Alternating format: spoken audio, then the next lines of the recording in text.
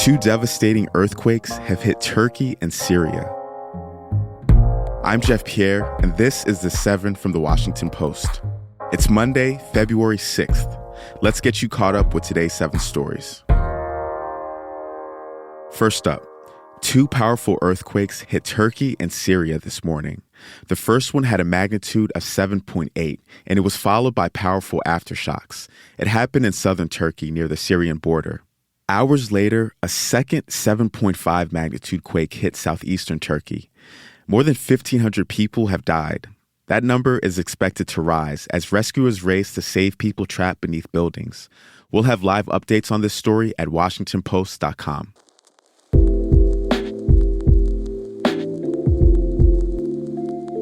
Number 2. The U.S. shot down a suspected Chinese spy balloon over the Atlantic on Saturday.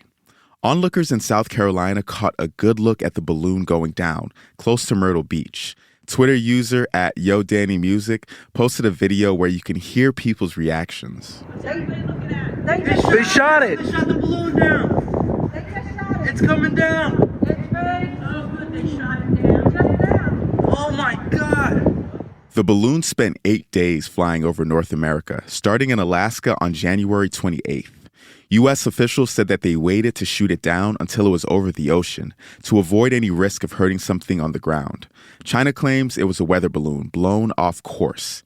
This complicates the already tense relationship between the two world powers.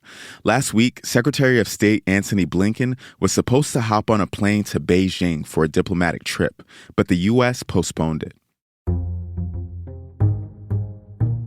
Number 3. Beyoncé made history at the Grammy Awards last night. Thank you so much. I'm trying not to be too emotional. And I'm trying to just receive this night. She won 4 awards, bringing her up to 32 Grammys total, setting an all-time record.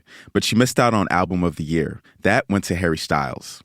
Some other highlights of the show were Bad Bunny's opening performance, Lizzo singing a medley from her album Special, and Viola Davis becoming the 18th ever EGOT winner.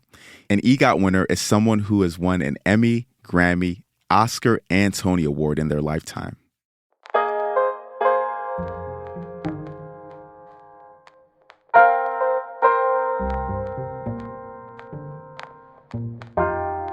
A train derailment in Ohio has forced people to evacuate. That's story number 4. This story has been developing since the train went off tracks in East Palestine near the border of Pennsylvania on Friday night. It was carrying some dangerous chemicals and burst into flames. But because of the chemicals, firefighters haven't been able to safely respond and put the fire out. More than 1,500 residents were ordered to evacuate their homes. Last night, authorities warned that there's now a danger of a major explosion or of toxic gas being released. Ohio's governor is sending the National Guard to the site. At number 5, school meals will soon have to meet stricter nutrition standards. The Biden administration says that the new rules will limit the amount of added sugar school meals can have. They'll also need to cut back salt even further and serve more whole grains. This is part of a broader U.S. campaign to address childhood obesity, which has become increasingly common over the past 3 decades. The changes will be rolled out gradually over the next few years.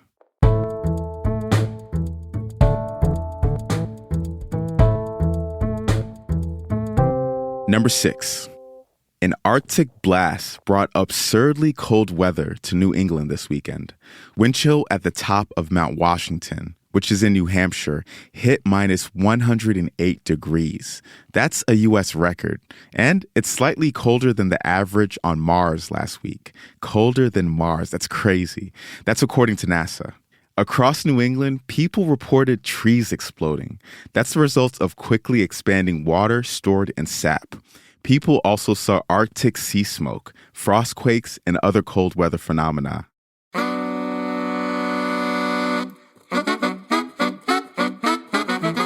America's offices are now half full. That's our final story today. According to data from last week, 50% of workers are back at their desks on average.